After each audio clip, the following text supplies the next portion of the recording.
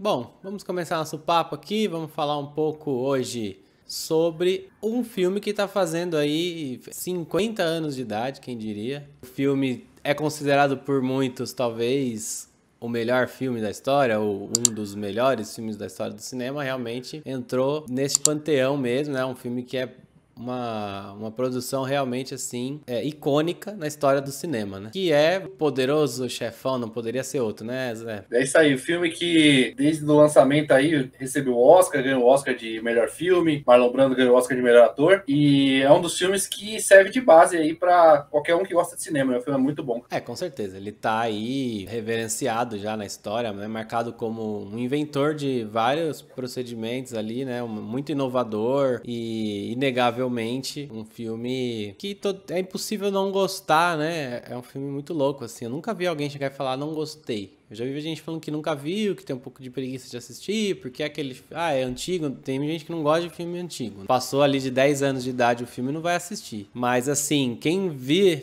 gosta, né? Porque ele tem muitos elementos já de uma modernização do cinema, já de um cinema que depois pegou esses elementos todos e trouxe pro cinema que a gente assiste até hoje, né? Então, ele foi um criador, um inventor aí de vários procedimentos do cinema, de direção, né, principalmente, de condução narrativa, e ele trouxe ali algo que depois se perpetuou e influenciou vários diretores, né. É um filme que eu acho que criou esse conceito do cinema de máfia, né? Ele deu um corpo para esse negócio da máfia, a família, os mafiosos lá, italo-americanos, toda aquela questão, né? E é um filme que ele não tem nada de graça, nada gratuito. Tudo tá colocado ali para motivar a história, para mostrar o desenvolvimento dos personagens. Nada ali é gratuito, tudo é pensado para a construção, né, daquela figura do Marlon Brando, do chefão icônico, quanto também do Michael Corleone, o filho dele, que no princípio é relutante em assumir os negócios da família, mas quando assume também, aí sai de baixo, né? É isso mesmo. E aí a gente tem nesse filme realmente essa trajetória, né? Falando do filme em geral, o primeiro filme, né? Que é o primeiro filme, temos uma trilogia, e o primeiro filme trata basicamente do Vitor Corleone, que é interpretado pelo Marlon Brando já no fim aí da sua trajetória, como esse grande mafioso, né, que iniciou esse processo, mas ali a gente vê ele já mais velho, né, nesse fim de trajetória, e na verdade a centralidade está na construção desse personagem do Michael Corleone, que é o Al Pacino, sai, né, inicia ali a narrativa num lugar ainda de quem ainda não aceita, com alguma resistência, né, a essa questão dessa família que se envolve em ilegalidades, né? E ele vai aos poucos, num processo muito bem construído, eu acho que é uma coisa mágica do filme, realmente, trabalhar esse personagem, a complexidade dele e esse desenvolvimento para ele se transformar no grande Michael Corleone ao fim do filme. Eu acho que esse filme a gente pode falar de spoiler, né, Zé? 50 anos de idade, o que você acha? Eu acho que dá pra mandar uns spoilers, né? Até pra exemplificar o porquê de tão bom é o filme, né? Isso que é legal, né? Ele é um filme clássico, reverenciado, mas ele é um filme que entretém muito, né? Eu, pelo menos, né, considero muito gostoso de ver, de acompanhar, você se envolve muito facilmente pelo filme e a gente vê, né, essa transformação desse personagem, vai acompanhando isso e como isso é muito bem desenvolvido, muito bem amarrado, que eu acho que é o centro, né, da história do Poderoso Chefão, a questão do Michael Corleone. E é um filme que, nem você falou, a história é cativante, né? Também tem momentos de ação, também de tiroteio, a questão da máfia se enfrentando, né? Não é um filme que fica só na história pela história em si. Tem um fator de entretenimento bom também. E tem várias cenas e falas, né, que ficaram aí eternizadas, né, na história do cinema. Acho que o primeiro filme tem isso, assim, quase toda cena é uma cena que todo mundo lembra, já foi recriada e remontada em tudo quanto é produto, às vezes de sátira, de humor ou de, né, às vezes de referência também para outros filmes. Então, a gente sempre reconhece algumas cenas que são muito marcantes, né? A gente tem, por exemplo, a cena do cavalo, acho que é muito icônica, que tem até uma curiosidade porque eles usavam uma cabeça falsa, né, nos ensaios com o ator. E diz a lenda, né? A gente nunca sabe dessas histórias, o tanto que é verdade ou não, que no dia para fazer a cena de fato, eles foram até um local que matava cavalos para fazer ração e solicitaram a cabeça de um dos cavalos que eles matavam lá. E colocaram a cabeça de verdade lá na cama do ator. E o ator não sabia que o cavalo ia ser um cavalo de verdade. Tanto que o susto que ele tomou, a dimensão do susto tem um pouco a ver também com o fato de ele ver que o cavalo era de verdade, né? Então isso incrementou ainda mais o susto que ele teve na cena. Que eu não sei, né, se hoje eticamente isso seria algo que você aceitaria, pô, enganando o ator e também usar a cabeça de verdade. Várias questões aí que provavelmente seriam problematizadas, mas que faz parte aí desse universo de mitos que compõe a história desse filme, né? E é uma cena incrível. Essa cena também já foi referenciada no Simpsons.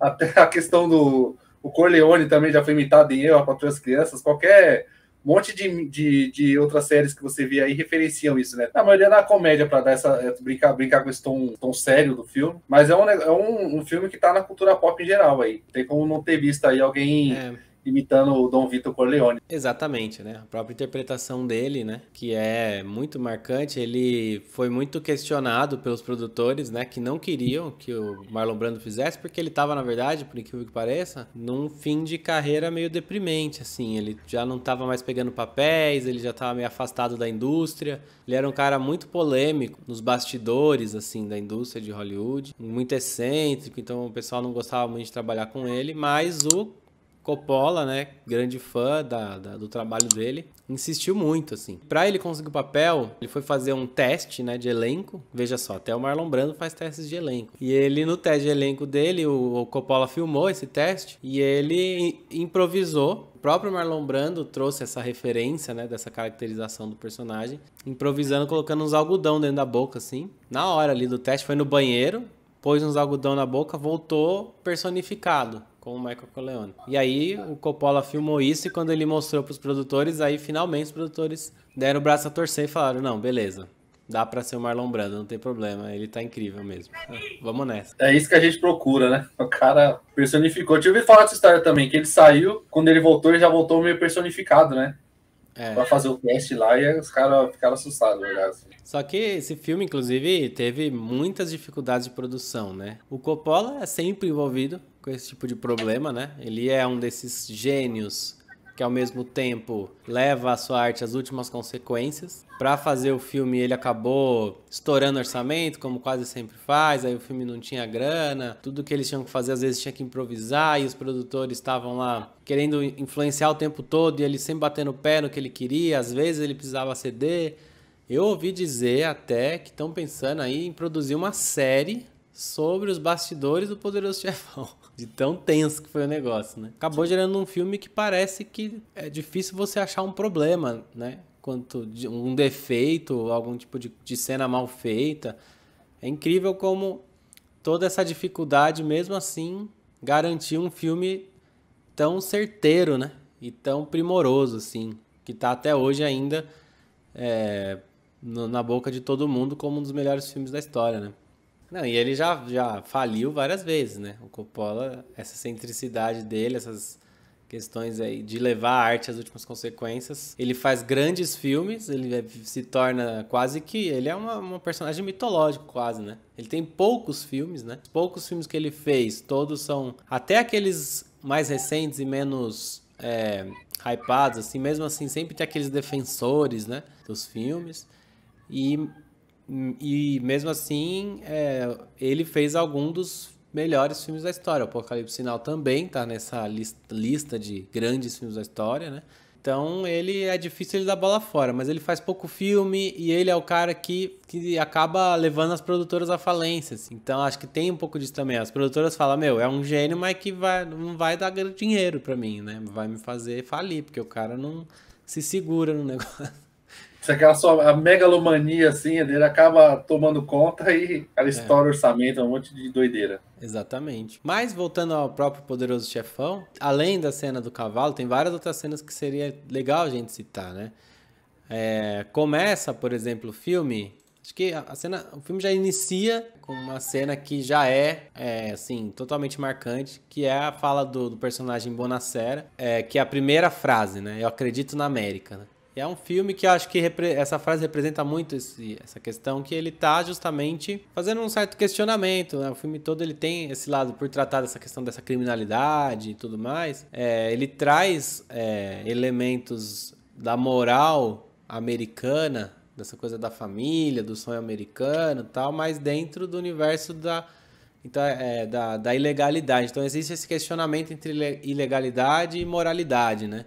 Entre a defesa da família e da honra é mais importante do que as leis, né? Ou de seguir exatamente as regras. Você tem essas disputas ali. Então, a primeira frase do filme é: eu acredito na América. Ao mesmo tempo que você vai assistir todo um filme sobre essas contradições dessa construção da América, dos imigrantes ali e tal. Então, você traz todo esse elemento. E aí vem aquela música, né, que todo mundo conhece. E aí você já tem ali o Marlon Brando, tal, com o gatinho no colo, né, que também virou referência depois para criar vilão de desenho, um monte de coisa. Então, ficou muito marcante, né? Logo de entrada. O gatinho no colo me lembrou o vilão do Inspetor Bugiganga, lembra? Exatamente.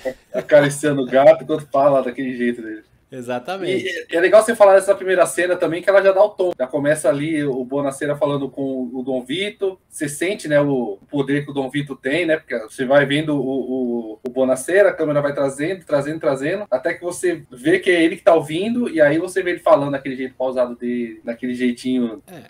Falando que, como se eles falam meio que, eles não falam diretamente as coisas, ele fala de respeito e tal, você nunca quis nada com meus negócios, agora você vem me procurar. Exatamente. Aquela questão de você ficar devendo alguma coisa pra máfia, nada é falado diretamente, tudo é falado assim, ó, eu vou fazer um favor pra você, você vai me fazer outro, pode ser que eu nunca te peça um favor, mas aí você tá em dívida comigo. E esse Bonacera, na verdade, representa muito isso, né? É o cara que estava fazendo tudo dentro da lei, né? Um cara que não queria se envolver com a máfia, e até o momento em que ele teve um problema com a filha dele e ele não conseguiu resolver isso, ou se sentir de alguma forma justiçado, né? Dentro do sistema legal. Então ele foi ali numa sede de vingança e falou: bom, eu não vou conseguir isso pelos meios legais, então vou precisar entrar aqui na máfia, pedir pra máfia fazer alguma coisa pra mim, né? Ele cede, né? Então é até mostrando a partir dessa falha, né, do sistema de conseguir dar conta, como eles acabam ali criando essas relações também, né, a partir daí de essas relações que vão envolvendo as famílias, vai trazendo e vai criando um favor pro outro, aí ele vai ficando uma dívida e assim vai. Meio que vender a alma pro diabo, né, o cara.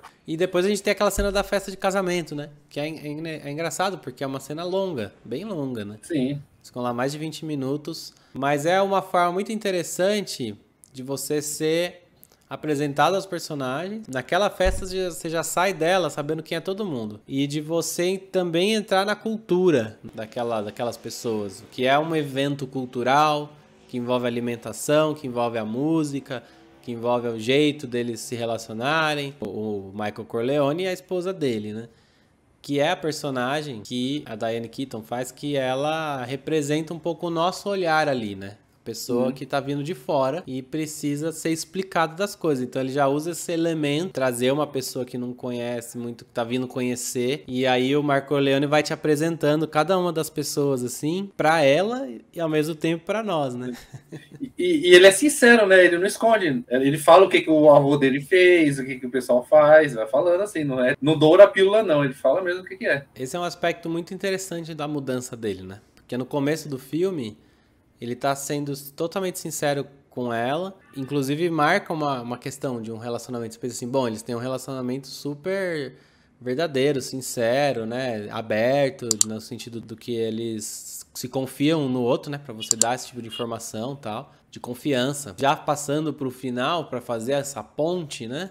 Você tem ali uma questão dele justamente mentindo pra ela, quando ela vai perguntar se ele executou lá todo um monte de mortes lá que ele acabou planejando e tal, e ele fala pra ela, né, você não se meta nos meus negócios.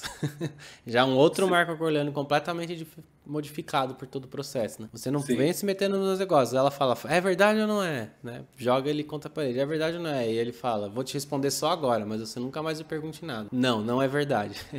E aí ele mente pra ela, quebrando justamente essa relação de confiança e de sinceridade que ele tinha no início. Até nisso, até nessa relação com ela, você vê assim um conflito ali, uma quebra mesmo, né? E a coroa, no final dessa cena mesmo, é quando Ela fala, que bom que você não fez isso, vamos pegar uma bebidinha. Aí na hora que ela pegar a bebida, ela vê os asseclas lá secando ele assim, um deles vai e fecha a porta, assim, tipo, criou-se uma barreira entre eles, já era. Ele não pertence, ele não é mais aquele cara de família legal que fala a verdade, ele já é um mafioso, entendeu? Fechou o ciclo ali. Isso é maravilhoso. É maravilhoso, é interessante como eles criam, como se cria isso visualmente. Então a porta fechando é justamente a representação imagética dessa barreira sendo criada, né? Dessa separação. Essa porta fechando também, todo mundo já viu 1 milhão de vezes em tudo quanto é lugar, né? Muito reproduzida, assim, né? Como esse momento de separação. Uma pessoa tá do lado, aí vai fechando. A pessoa saca uma real, assim. Ela foi lá, ele mentiu pra ela, ela sai, mas quando ela vê, ela... tem coisa aí, hein? Acho que eu me ferrei. Então é muito interessante. Como eles criam soluções muito criativas do ponto de vista cinematográfico, né, para as coisas, né? O filme tá recheado disso. E aí que tá a genialidade do filme que encanta tanto a gente, né? São cenas que criam artefatos, assim, pela imagem. Ele não se torna, assim, didático, besta, bobo, fácil, né? Ele vai te envolvendo, ele é envolvente, ele não é maçante, mas ele, pela imagem, vai te conduzindo. Então ele é muito cinematográfico nesse sentido mesmo.